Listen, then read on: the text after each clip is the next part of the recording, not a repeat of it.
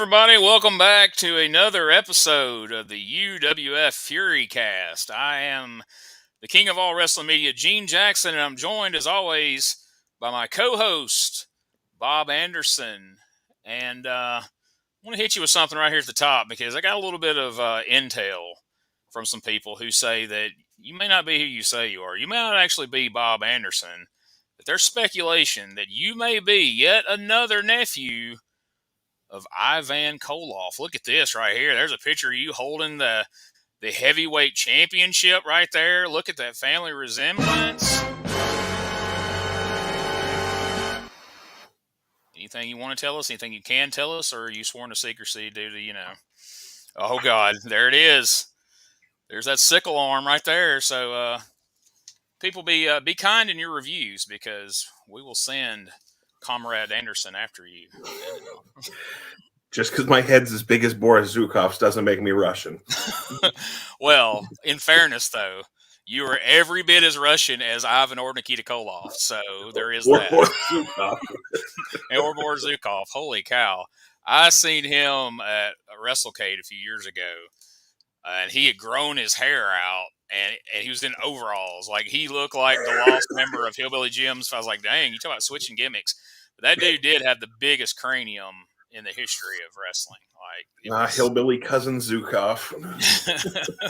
Oh, Private Jim Nelson. All right, man. Before we get into episode 4 of the Fury Hour, as I know everyone who's watching this is super excited about, and we do have one great fan who is subscribed to the channel, and brother, he watches them as soon as they come out and immediately comments, keep them coming. So bless you, sir. We appreciate this. If for Definitely. No one else, we're doing this for you right now. So before we get to, as Herb put it, more blistering action and bruising bouts. So that's a mouthful. Say that 3 times fast. All right, man. So let's get into some blistering action and bruising bouts. And we joked here at the top of the show that you might be related to I-van as he slips in an I-van every now and then, but all in all, more so than not, Herbie says I-van Koloff. Uncle I-van. Uncle I-van. But you wouldn't know it based on the graphic because they put the wrong one up. It said Nikita Koloff as he was coming down. Can we start with that? I will commend them for putting up the graphics of everyone that was going to be on the show. Those look nice. They did something right. We've got a couple of those just for sample's sake. I get hung up on one on the videos. I forget to scroll up here. So yeah, so open the show. You see, there's Bruno. There's Herbie. Looking good. This kind of represents the whole show to me, like the whole series. There's Herbie screaming. There's Bruno's with eyes closed like, oh, what the fuck? What's he doing? There's our nice graphic of a very angry I-van Koloff. If you wasn't sure if he's a heel or not, just take a look at that graphic and you know. Then we're going to also see in action the bounty hunter. And if that picture there doesn't let you know what you're in for with the bounty hunter, I mean, when I look at that mask, the first thing I think is that guy's a bounty hunter, I bet. That looks exactly like you would imagine. And we've got one more opening graphic that really caught my eye because where I-van looks like a very, very mean, bitter heel, the bounty hunter looks like a goof, like a cast off from Lucha Underground. Bob Orton looks like an 8-year-old taking his school picture here. And they use this endlessly throughout the UWF series. This is their go-to picture of poor Bob Orton. This right here. Lord help him. That is a good one. But I did. As soon as I saw it, I was like, that looks like kindergarten picture day right there. Like, hey, Mom. So let's take a quick look at some highlights from I-van Koloff's match, and then we'll talk about it briefly. Okay. UWF, Bruno. Well, just like many others, the UWF, let's see, sunset flip or backdrop. Well, he went for a backdrop, Koloff did, but... Oh, look at this, Bruno. Oh, my. Well, I think he did that on his own. Well, what he tried to do was jump to the second rope, and then he was going to do a flying body press on Koloff. But, I guess the rope or something, he catches right in his foot slip. And when he's out ringside. He's on the floor. Well, you know what, Herbie was lucky. Caught that bottom rope, so he didn't fly out as hard as he might have. Oh, boy, look at I-van. He just smashed his head on a chair, Bruno. Oh, boy, hit him on the top of the head with the chair. Now, this kid's had it. I wish I-van would lay off of him now. Whoa. Oh, rams him into the metal railing. Tolos back in the ring. He's a big man to be doing that. Oh, Russian sicko! Close liner from the top rope. This is it. This has got to be the pin right here. 1, 2, 3. Koloff's got him! The run-up crossbody, I wish we had like the old Bobby Heenan telestrator gimmick just so we could pinpoint where it all went wrong. Yes. Before we got to that, like, sunset flips are an issue here in the UWF. We saw the Black Knight struggle with one. They originally, I think that was intended to be a backdrop anyway, but is this a sunset flip? No, backdrop. And you're like, well, it ain't going to get any worse than that. Parts. Okay, let's hear those. As I-van was walking down the aisle, Herb went into this monologue that was amazing, and I wrote it all down. I-van is walking down the aisle, and Herb begins with, "Here we see a man, a very, very evil man, a man who knows no rules whatsoever. The rule book is completely tossed out the window when this man, this very evil man, enters the ring." It was quite the monologue. That's great. And then I'm glad I didn't get it, because I would rather hear you repeat it, because that was great stuff. Thank you. I felt like Shakespeare. You captured Herb. Yeah, you captured the essence of Herb Abrams there very well. I did it without a drop of cocaine. Yeah. Sure you did. And then Bruno, just to make sure we know how credible of a man he is, spouted the following. From WWF, NWA, and every other organization in the world, they all want to come to the UWF because they know this is where the best competition is. Yeah, I had that written down here as well. That one really, I was like, boy, Bruno, you're running out of credibility, sir. Jeez.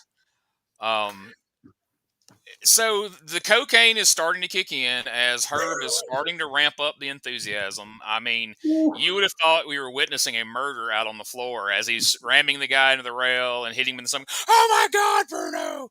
This evil man is killing it. Like, all right, come on now, this is pretty tame. Well, it took him 5 seconds to figure out the words for steel guardrail. So. Well, it had a lot going on up there. My big takeaway from this match, and I mentioned this to you last week off the air. I remember seeing I-van Koloff in his final days of Jim Crockett Promotions, and like, damn, this dude's old as hell. And then seeing like clips of him in UWF, like, God dang, I-van Koloff is old as fuck. Like, man, this dude's old. Like, how are they letting him get in the ring and wrestle? And as I sit here today at the ripe old age of 45. I find out that in this match that we just saw highlights of, I-van Koloff, as Herb would call him, was 48 years old. Wow. And if this was a Conrad Thompson podcast, he would point out right now that AJ Styles is like 45 or 46 right now. So you look at the most recent AJ Styles match and then look at this match with I-van, and times have changed. Definitely. I mean, when he went up top and threw that half-ass clothesline, I was fucking impressed. I was like, oh, he's going to break a hip. There's no way. This is not going to end horribly. No, wow. He's 48. He's just a couple years older than CM Punk. Which, I mean, granted, CM Punk started getting injured every time he come off the ropes. And well, that's true too. At least we didn't see I-van dive into the crowd, because that didn't work out well for Punk at all. And I'm sure it would have done well for I-van. So, match number 2. So there's next week's going to be when we can dunk on John Tolos. Yeah, we'll skip that for now. Bounty Hunter, because no promo here, but we get 3 promos from Tolos next week. We get one before the match, literally like a backstage promo. Then we get an in-ring before the match, and then we go to commercial, and then we have a post-match promo from him. And I can't wait to make fun of it, but I'm going to. People haven't seen it yet, so we're going to wait till next week. But the Bounty Hunter with that Can you awesome put the picture back up?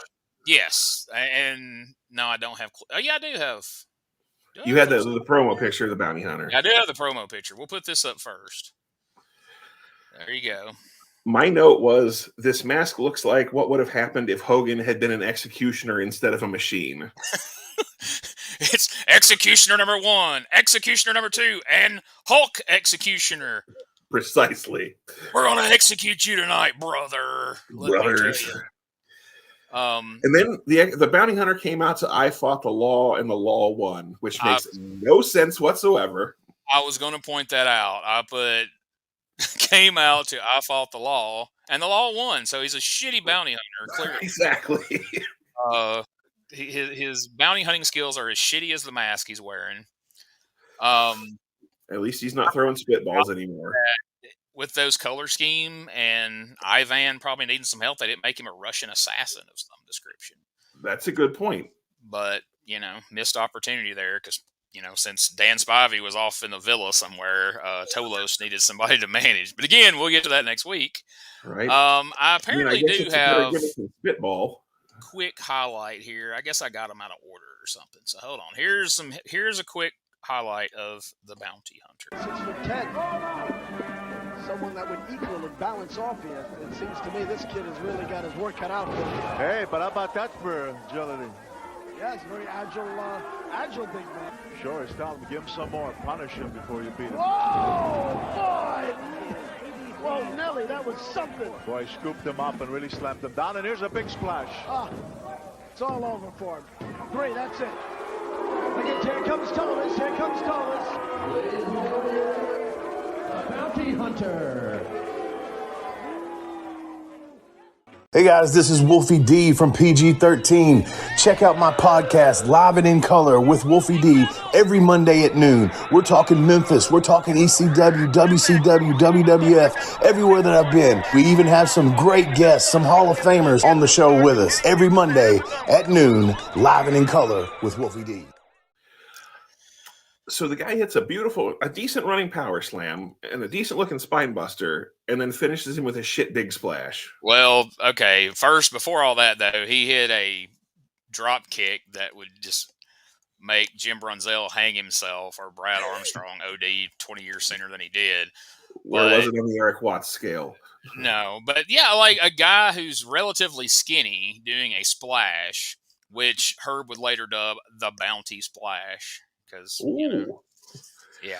And then the other thing that got me, the match opened with Bounty Hunter charges the jobber ducks under, Bounty Hunter looks like an idiot.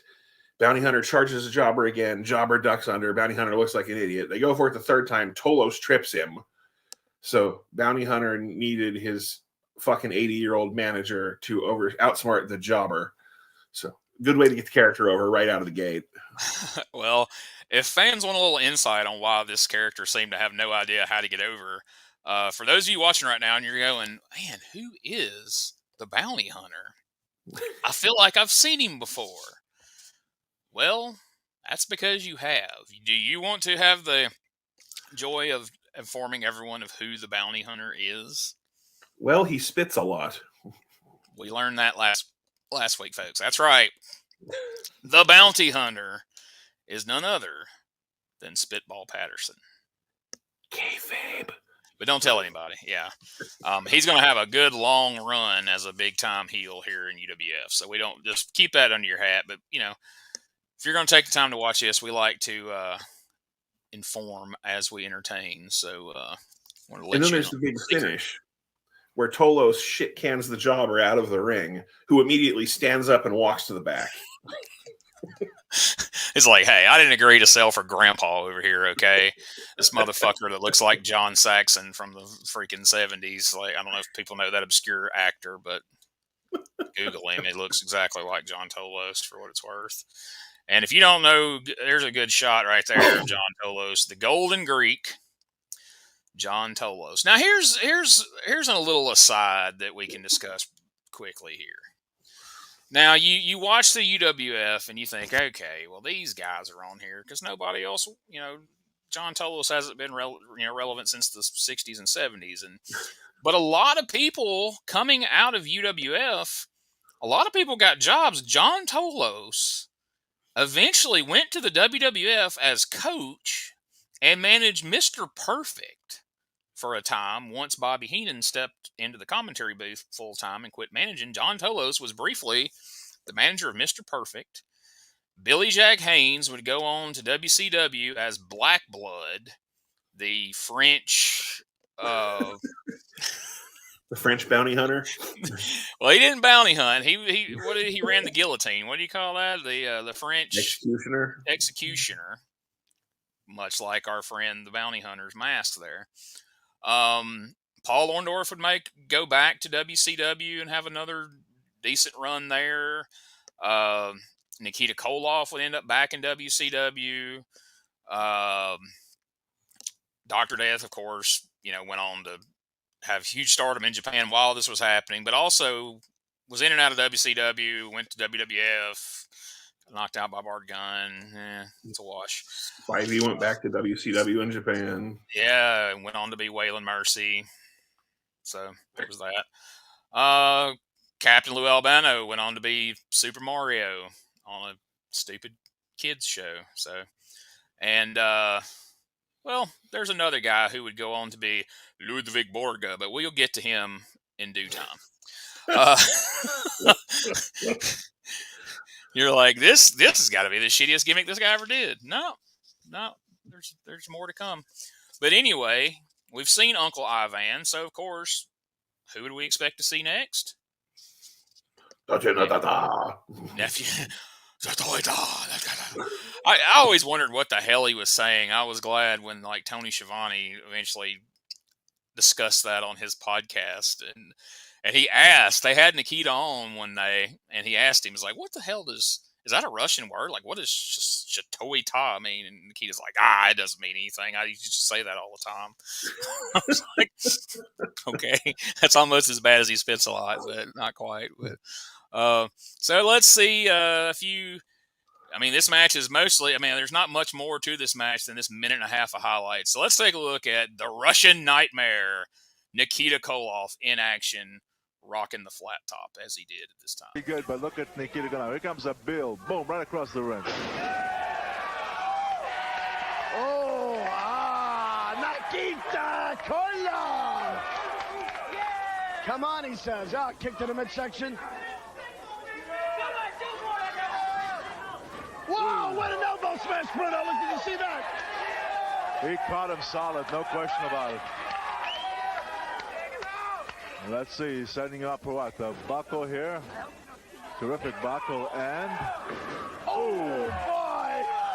Oh! Tremendous elbow, tremendous elbow. He came charging from the opposite side of the ring. All that weight behind it, and he really, really laid into him. Yes, he did. The sickle! The Russian sickle, Bruno! Nobody gets up from the Russian sickle, and no one does it quite like Nikita Koloff. That's it. Here comes the uncle, I-van Koloff. I believe this. With the chain, look at that. Hit him in the back with the chain. Oh, wow. Oh, no! Oh, no. Man. Where did he come from? He came out of nowhere. Using that chain, and look at him, he's really whacking him right across the stomach and not shaking him. Now, and Nikita's injured, and this is... Oh, come on, somebody get in here and break this up. We need some help here at ringside. This is a steel chain. We got to get some help at ringside.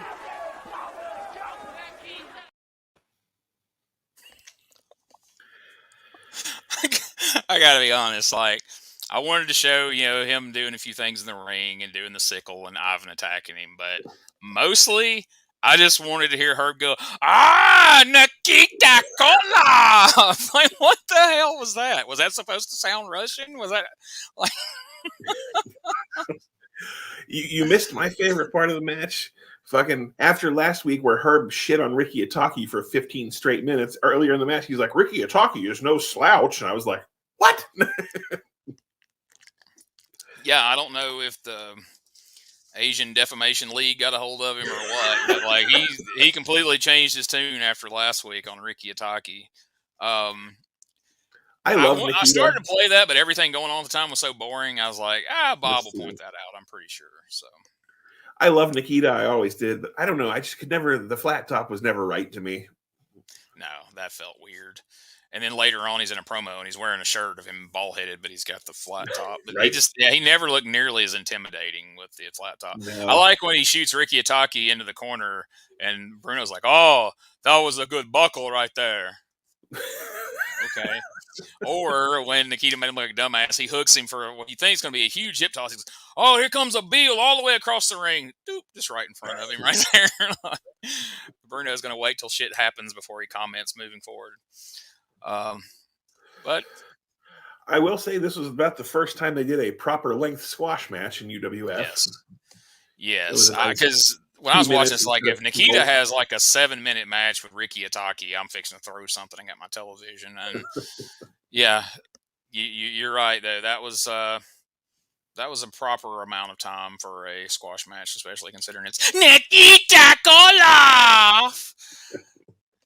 Yeah, they're kicking in. He's definitely he's fired up this week. So now we're going to take a look very quickly at David Sammartino and Cactus Jack promos.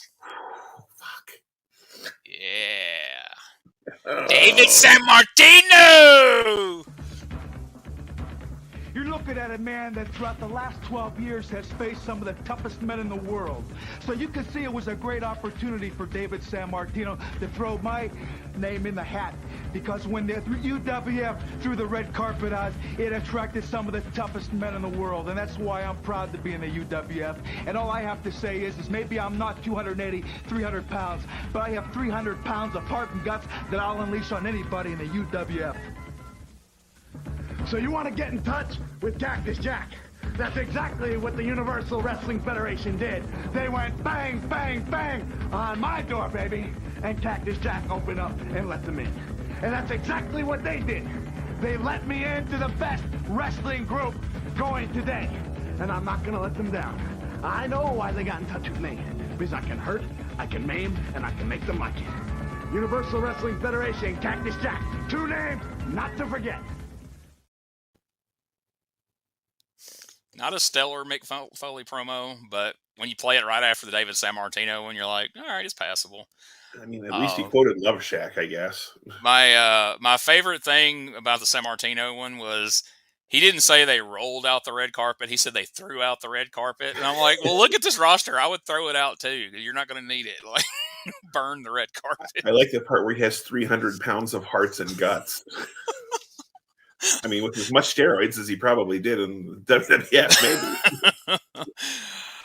But for as rough as those promos were, these guys had probably the best UWF match to date right here. Just, I guess, playing off the no disqualification factor. We got a little bit of highlights of it. We'll take a look at that, and then we'll talk about it. Look at his tights. He's even... Whoa! Beautiful body flip. What a back body drop. Now, that's a concrete floor. I mean, this guy, Cactus Jack, I'll tell you what, to take a backdrop like that on a concrete floor, hey, I have to give him credit. That's a... Oh, wow, did you hear that? You could hear that across the Pacific. Another one. Another one. Punch to the face, another punch to the face, another punch to the face. The referee must be counting, but there's no disqualification. Oh, that's right. So we don't have that problem. Right. David is taking a chair. He's taking a chair to Cactus. Look at this. And there's no disqualification. Oh, wow. They just whack him in the back with that. David really slammed that chair in Cactus's back. I'll tell you, Cactus back, I don't know. Anyway, with this guy, you never know because he seems to feel no pain. Bruno, we've seen Cactus Jack take a beating and then...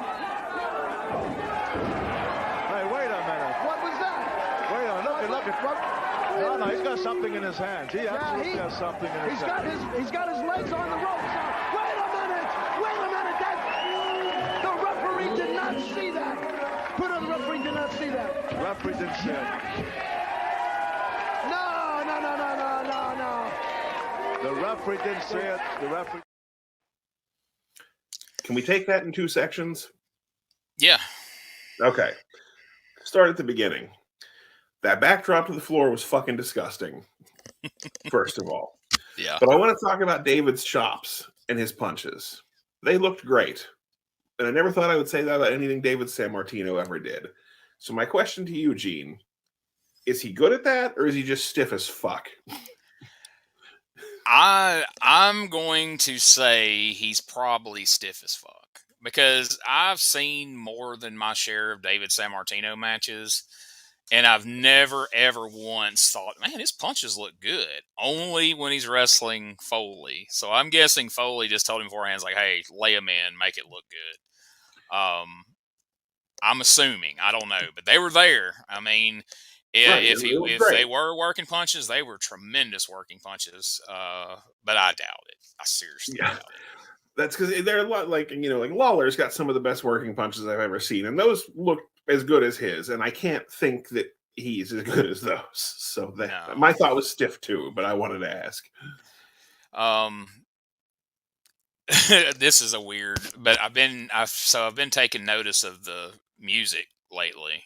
As I fought the law with the bounty hunter, and David comes out to Belle Biv DeVoe and all that. Well, Cactus Jack comes out to Welcome to the Jungle, as does Colonel De Beers. They both come out to Welcome to the Jungle. So just a little bit of useless trivia there.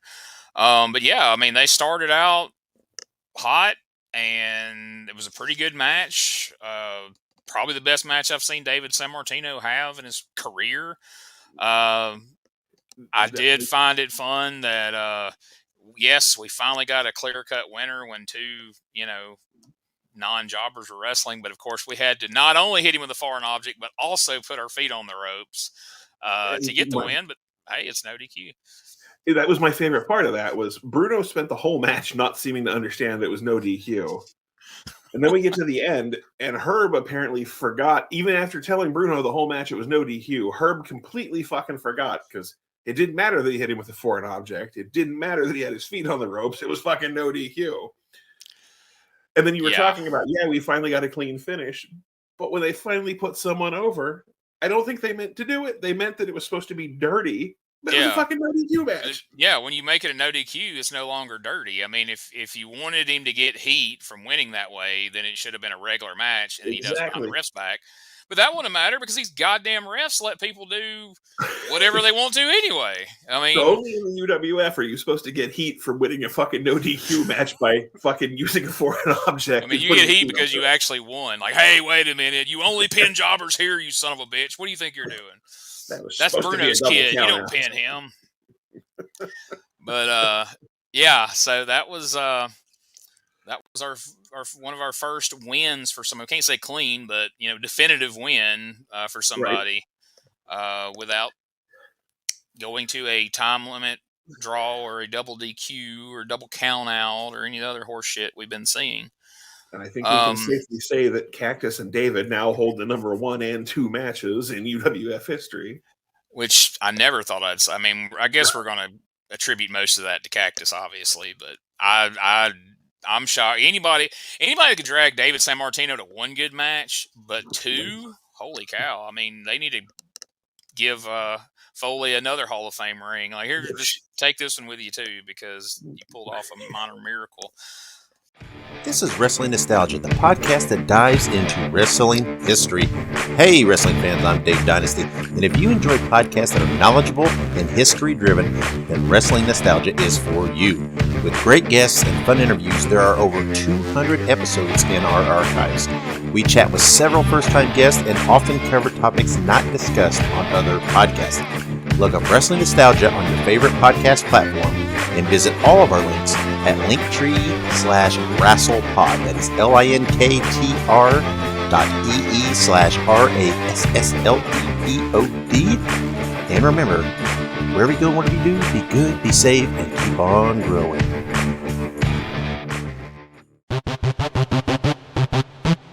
Ladies and gentlemen, welcome to Give Me Back My Pro Wrestling, the podcast that's based on the old school but can still help you find the good stuff from today.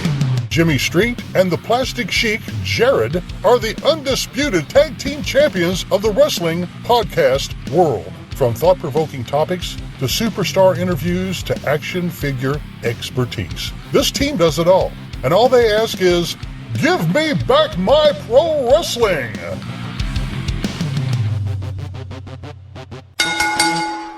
Every other Thursday, wherever you listen to podcasts.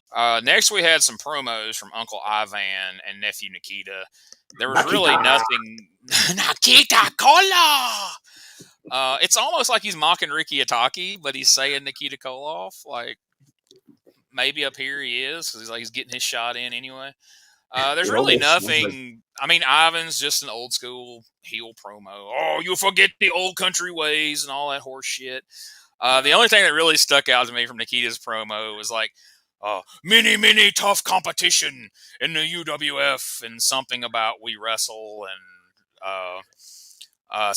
people were coming up to him at his gym in North Carolina and asking why you no wrestle no more, because apparently because he's Russian, he talks like a caveman or something. And then we unfortunately found out we're going to have to watch them wrestle next week. So I did you a favor. I did not get video footage of Ken Patera's match. It was a still shot. And there's another. And that gist of Ken Patera's match there. He won with a full Nelson. He's originally from Portland, now from Minneapolis. We're going to use that Portland bit to our advantage soon enough. That match was bad. Yeah. My notes say the only juice Patera is currently using are prune juice. I put, looks like he's aged 15 years since his return in 87. People chanting jailbird at him. Somebody yelled Captain America, making fun of his singlet, obviously. We spent way too much time talking about the fucking Saito rock in the McDonald's window incident on commentary as Bruno tried to say, I don't think he was there. I don't think he did that. So, all right, folks. So in 1987, Ken Patera was released from prison for the said rock through the window with Mr. Saito incident. And this is what he looked like. All right. That was 87. Only 3 years later, he looks like this. I mean, he looks like he's aged 15 years. He looks like hell. I mean, I'm sorry. I don't look good, but I never looked good. So I didn't go backwards. Now, I'm not going to subject you to a Ken Patera promo this week from UWF. But I will subject you to another Ken Patera promo. I promised I was going to do this. So, folks, I cut it down. It's only a minute of it. But watch this promo. Don't even look at Ken Patera. Just look at Mean Gene through this entire promo and see what you think. Yeah, I've been humiliated before. But I'm so humiliated right now, I'm afraid to turn my back. I don't want the people to see what happened to me. They whipped me like a dirty yard dog. Well, I'm going to tell you something, Weasel, and the Goon Squad. I can take pain. I can recover. I can recuperate. Well, I'm beyond that. I am so upset at the actions that are going on in the World Wrestling Federation, especially from your so-called family, that it's just a matter of time.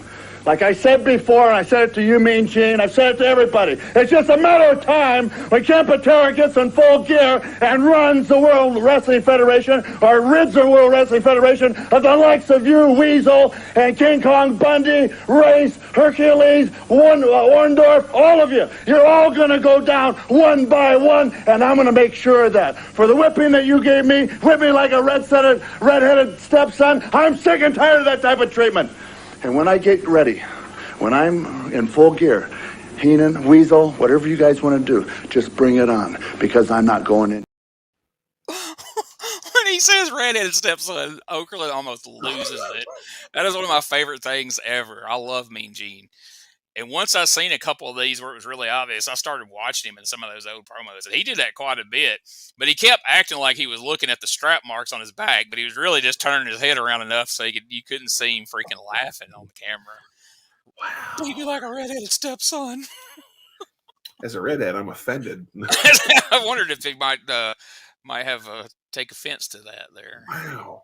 Now you know how Ricky Ataki felt last week, sir. Right?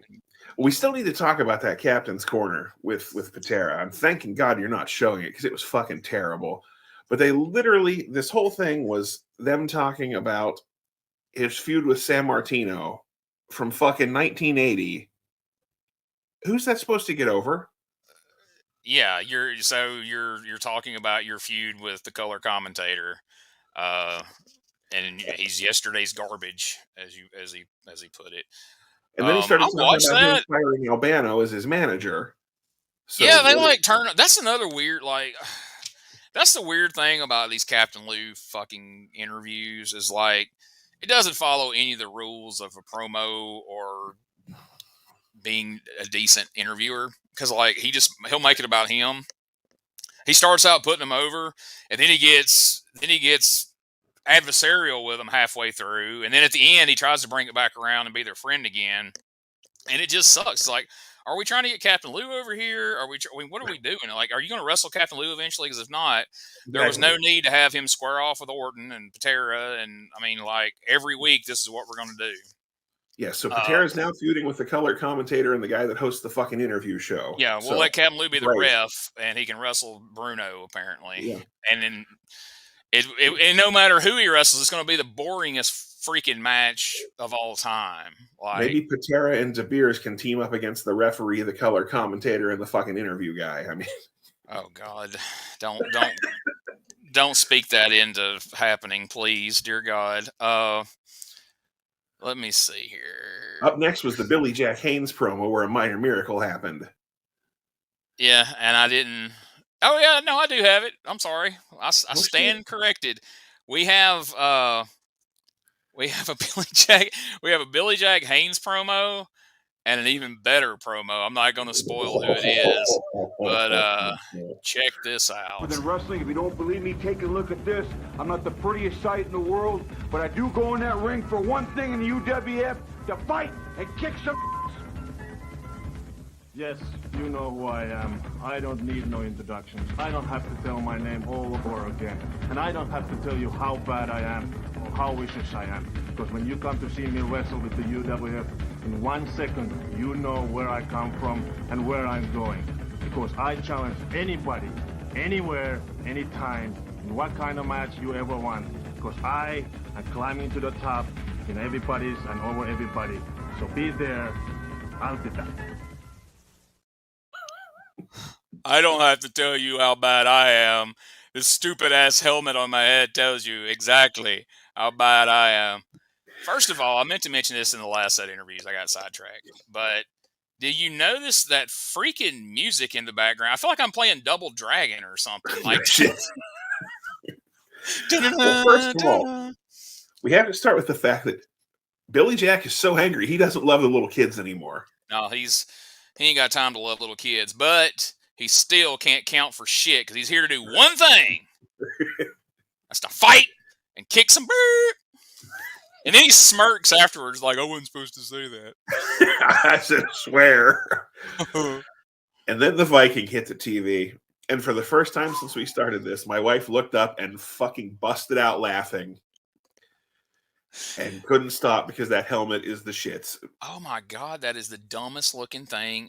How that aired one time and somebody didn't pull him, Herb, Bruno, somebody aside and go, you can't put this guy on TV again with this dumbass fucking helmet on. You can't take him seriously. And then the shit he's saying, I don't have to tell you how bad I am. No, we can see this promo and know how bad you are. And then he says, I'll be back like fucking Terminator. Like, and he says it.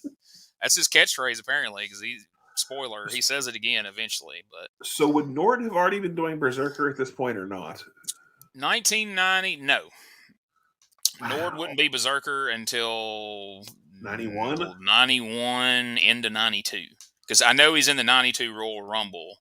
Right. And he had been there a little while. So it would have been mid to late 91 into 92. So now this was the first Viking, and somehow Vince saw this like, God damn, pal, we can do that better than they did. That's stupid. So by the time he makes it to WWF, there's already been a Viking, a.k.a. the Berserker. So he has to become Ludwig Borga. Ludwig Borga. And then he would go on to get the shit kicked out of him in the UFC. Yes. And wow. What a career trajectory. And then he would check out. Man, I'm almost looking forward to the in-ring debut of the Viking, because well, it's coming next week, brother. If it's half as good as that fucking promo. All I can say, I don't want to spoil anything, but he has a devastating finisher that you're not going to believe. Absolutely devastating. I'm pretty excited. Make sure you get one of these sweet Dangerous Dan Spivey t-shirts. And again, if anybody watching this podcast or in our group, our Facebook group, which you can join up, if you know anybody's got one of these shirts, let us know, because we want one of these. I mean, it ain't got to be big enough to squeeze around my fat ass. I just want one to hang on the wall or just to hold up here on the show just to say we got one. I mean, I'm not going to rock it to the grocery store or nothing, but just be good to have. They even made them in our fucking size back then, so. I don't think so. Not when they're selling them for $13 like Herb was. Like, he threw one out in the crowd a couple weeks ago. Like, I went $13. I'm like, he probably took that out of their $25 payoff that night. So we got through the Viking beat. That's all right. So we're how did you subtract $13 from a hot dog and a handshake? we are here. The main event time. I don't have any footage of it because it's more excitement than we can handle. But we had at the end of last week's show, we discussed. I said that Bob Orton was going to win. Mm-hmm. You said that Mr. Wonderful Paul Orndorff was going to win. Here's a couple of screenshots to tease you here. Make sure you go watch this episode. This wasn't a bad match. No. Just a really, really shitty finish. Again, it felt like the opening 10 minutes of a 20-minute match. So here's what blows my mind about this each and every week. The matches, the match is typically pretty decent. I ain't gonna say it was great, but then they have a convoluted finish. Now, if you didn't see it yet, Mr. Wonderful actually won. Mr. Wonderful Paul Orndorff is the first winner of a UWF main event in the history of the show by count out. But it's marred with controversy because he pitches Orton out of the ring. The referee starts counting. Orton goes to come back into the ring, which anywhere else on the planet Earth, and I'm sure a few other planets as well if they have professional wrestling, referee breaks the count. But no, Orndorff charges across, knees Orton in the side of the head, knocks him back out to the floor, and the referee says 9, 10, count out. Now, rather than trying to sell this to the TV audience, because obviously we're all going to think this is horse shit, again, as always, the announcers are just completely incredulous. Wait, no, that wasn't a count out. Herb says he couldn't have even counted to 3 in that amount of time. And so finally Bruno realizes what's happened. So he tries to kind of, I think what happened, Herb, when Orton tried to come back into the ring, the referee didn't break the count. Orton knocked him back down, and the ref just kept counting. No, Bruno, you idiot. He didn't really say that, but that was the implication of how he was putting it. Right. There wasn't even time to have counted to 10. There's no way. This makes no sense.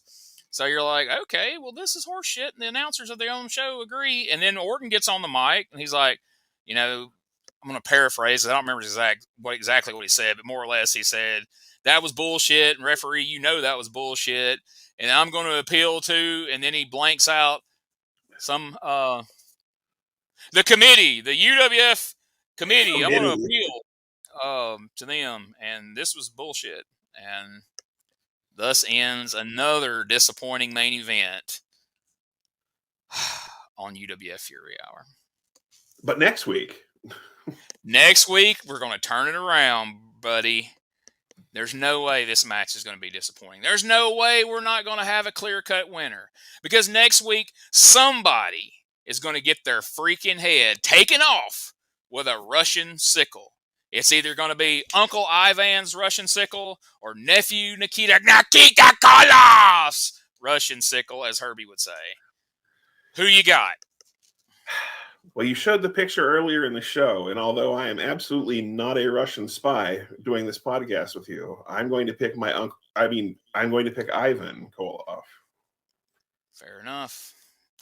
Then I shall go with Flat Top Nikita. Although I don't know if Flat Top Nikita has got what it takes to take down Uncle I-van, but you know, he somehow already had his ribs taped up before I-van attacked him with the chain preemptively. When he was wrestling Ricky Ataki, he was already had his ribs taped up. So that's true. That was from his previous appearances in the UWF. Yeah, well, that was the first one. And they even pointed it out. I'm guessing because he knew he had multiple matches that he needed to be wearing that, he just went ahead and wrapped his shit up the first time, not thinking. And then figuring like, well, nobody will say nothing. They go, oh, look, his ribs are already... Ricky Ataki knocks him down one time. Like, oh, look, his ribs are bandaged up. I was like, oh, crap. What's the folks, on the Vladimir Pietrov run in? Oh, let's hope so. Vladimir was the real workhorse of the Russian family. I think they taught him a sickle, and he had the Russian hammer, I think they called it, which was just like an axe handle. And he fucked both of them up regularly. Just want to mention, because I didn't mention at the beginning, because I never remember at the beginning, but make sure you check out Jonathan Plombon's book, Tortured Ambition, the story of Herb Abrams and the UWF. There it is, right there, by our lovely spokesmodel, Anderson. And, folks, we got another sponsor this week. Let's take a look real quick here at this week's promotional consideration. Promotional consideration paid for by the following. Sugar Daddy. Some things never change. Sugar Daddy has the flavor which lasts a lifetime. Oh. I love Lord Alfred Hayes. I could listen to him all day say, Sugar Daddy has the flavor that lasts a lifetime. You need to dig up a karate fighters one, goddammit. I need to find one. I've been looking. That one just caught the way he said Sugar Daddy. I was like, oh, we're using that one. And then I seen that dumbass commercial or Battle Royale with Killer Kowalski. I'm like, oh, we definitely got to put that on. That's absurd. So, yeah, that made it on. So, next week, episode 5, like we said, headlined by the Koloffs squaring off. And another exciting match that we're going to see next week, not to spoil anything, but just to give you something to look forward to make sure that you show back up next week, we're going to see the Bounty Hunter in action against B. Brian Blair, as John Tolos calls him, Bumblebee Brian Blair. And he has a new valet with him next week, Miss Honey, who has a cattle prod with her. And I'll give you all the scoop on her from Brian Blair's book. Better be here next week. You don't want to miss out. And the debut of the Viking. And Viking's in-ring debut. If you thought that promo was something, oh boy, wait till you see him step through those ropes, because it's a treat. And like I said, he has, I don't want to spoil it, I'm not going to say what it is, but he has a devastating finisher that leads to someone going out on a stretcher. So you know it's serious business when somebody goes out on a stretcher, especially on the UWF. So anything else you want to add before we go?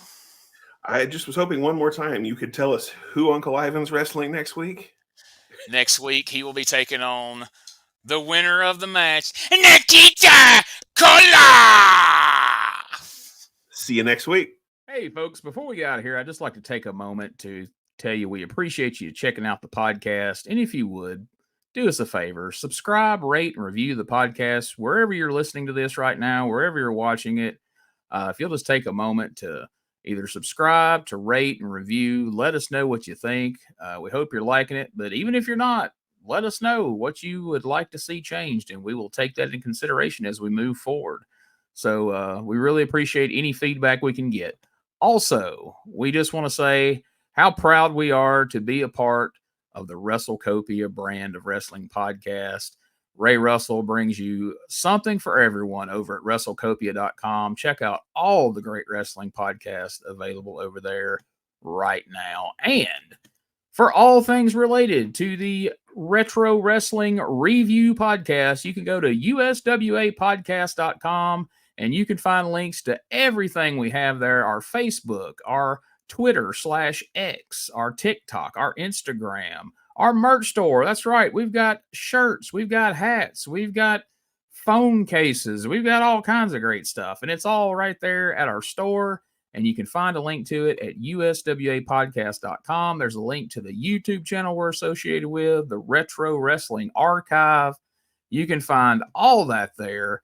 And if you have questions for us, if you saw something on the show that you have a question about or a comment about, if you've got some info to answer a question we have, or you had a question you want us to read on the air, if you want to work out an ad swap, if you want to have any kind of communication with us, you can go and send an email to uswapodcast@outlook.com, and I will get back to you just as quickly as humanly possible. And if you're a fan of Dangerous Conversations with Doug Gilbert, and if you've heard it, I know you are, check out DougGilbertPodcast.com for all things related to Doug's podcast. You can find links to our Facebook page for the show, our Twitter. You can find links to Doug's social media, his Twitter, his Facebook. All that's available there, plus a link to the YouTube channel. And if you have a question for Doug you would like for me to ask him on the air, you can send that question to DougGilbertPodcast@outlook.com, and we will get it added and it will get answered in a future episode just as quickly as we can work it in. So we appreciate you listening. Thank you so much, and we'll catch you here next week for more. Hey guys, Ray Russell here, curator of the WrestleCopia Podcast Network, inviting you guys to listen to many of the programs here as part of the WrestleCopia brand, including, but not limited to, the Wrestling Memory Grenade, currently covering the 1988 and the WWF project. You can also listen to the Regional Wrestling Podcast, where we talk the territories, whether it's Jamie Ward with Georgia 81, Roman Gomez with the UWF in 1986, or Gene Jackson covering Memphis in 85. 3 projects going on right now over there at Regional Wrestling. You can also listen to the Wrestling Stoop with the legend himself, Bob Roop. Bob goes back in time each and every week, covering not just his career, but countless stories and interactions with hundreds of wrestling names spanning his 2 decades in the business. But that's not all. You can also check out the Puro Wrestling Academy with the professor of Puro Resu, Mr. Dan Ginnity. Dan and I go back in time and cover the history of Japanese professional wrestling in the English language. And you can listen to all of those shows and more, all part of the WrestleCopia Podcast Network, located over at WrestleCopia.com. That's WrestleCopia.com, and anywhere your podcast streaming needs are met, from Apple to Spotify, Pocket Cast, and beyond. And while you're at it, why not subscribe to our social media guys for all the latest goings on here at the WrestleCopia Podcast Network. Plus, I'm constantly adding old school video clips and pictures from throughout wrestling history. You can follow us over on X, formerly Twitter, at Wrestling Grenade. That's at RASSLIN Grenade. Also, follow and like me, Facebook.com/Wrestling Grenade. And why not subscribe to YouTube.com/Wrestling Grenade. So if you're looking to support that next up and coming podcast brand, please consider making it WrestleCopia.